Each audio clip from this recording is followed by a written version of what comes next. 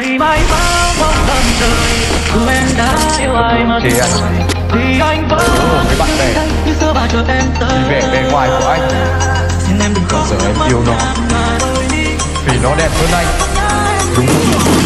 Bề ngoài quan trọng đến thế à? Vẻ bề ngoài quan trọng như thế sao?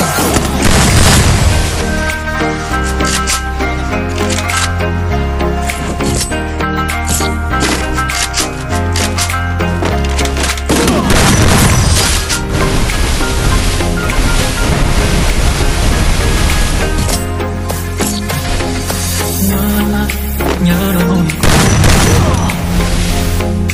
nhớ đôi vai, bọn hôn nơi ta từng quen. Giá như anh đừng gặp em, bây giờ anh vẫn cứ tin hai chữ tình duyên. Em dậy Duyên em đã gì duyên thế à?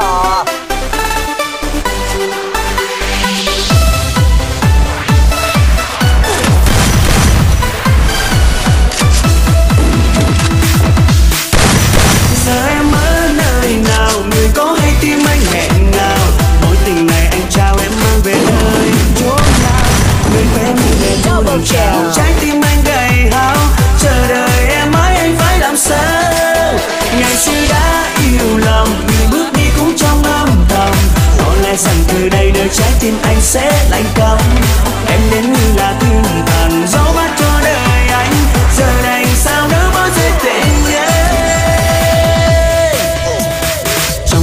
Anh biết trái tim của anh không thể nào quên một người cho dẫu biết em sẽ không quay về nữa, nhưng mà sao anh vẫn nhớ, nhưng mà anh chẳng hối tiếc bao nhiêu yêu dấu một tình đầu trao em, mơ ngày xưa đôi ta sánh bước bên nhau trên đường về, hai quả tim khe khe cánh tiếng hát vang tìm hạnh phúc, sao dù theo bao sóng gió chỉ đừng tìm hai lối, đến nay anh mất em thật rồi.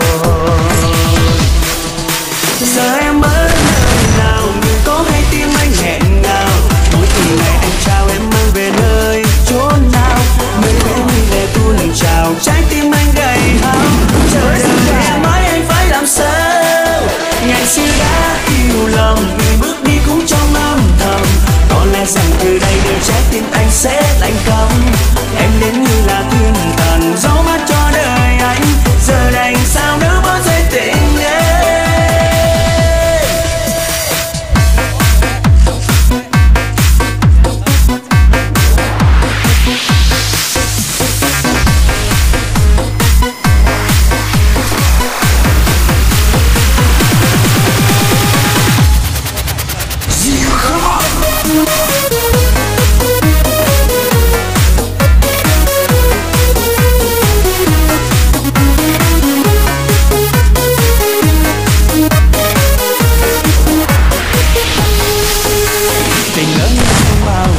Đẹp hơn, tình lớn như không bao giờ vỡ tan, tình ta như ánh trăng vàng chiếu sáng khắp nhân gian, rồi anh mới thư về tình lành, rồi anh đứa trẻ anh chẳng còn đâu, để lại đây niềm đau khi em không còn, người đã xa xôi phương nào. Lúc anh ngày vội bay rất xa, để có những lúc ánh trăng đẹp ôi thiết tha, rồi làn mây khác kéo đến vội vàng, hạt mưa rơi xuống xóa tan ánh trăng vàng lẽ loi.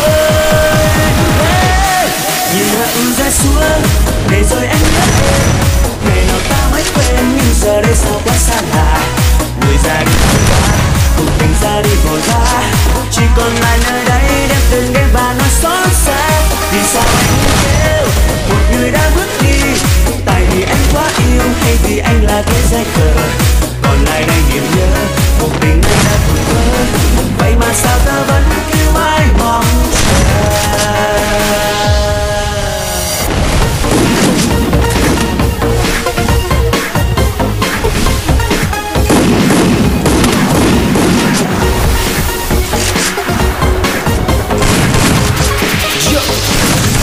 First blood. Người một chút hy vọng trong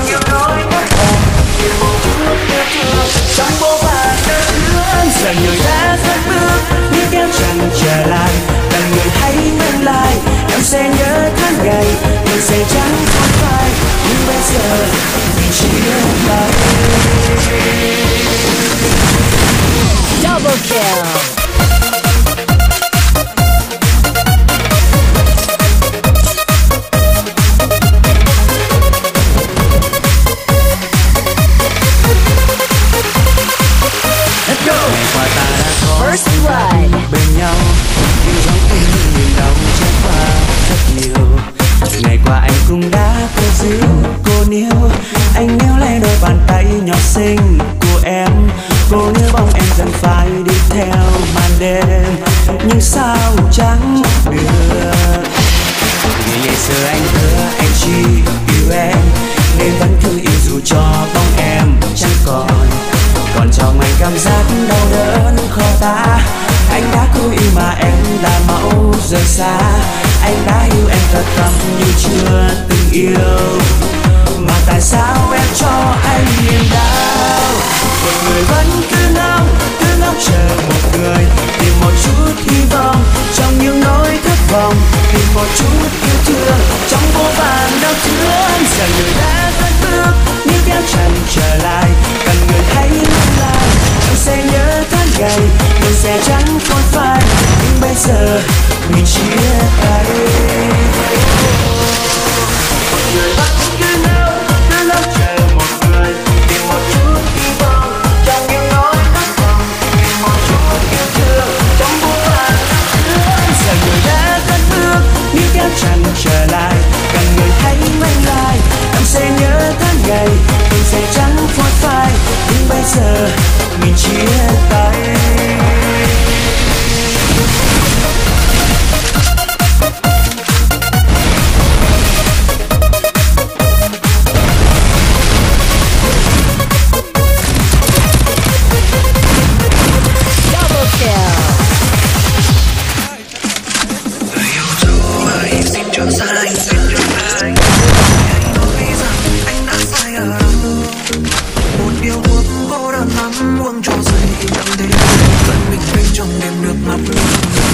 First Blood. Yêu dấu ơi xin cho xa anh à, vì anh nhớ em khi vắng bóng hình em.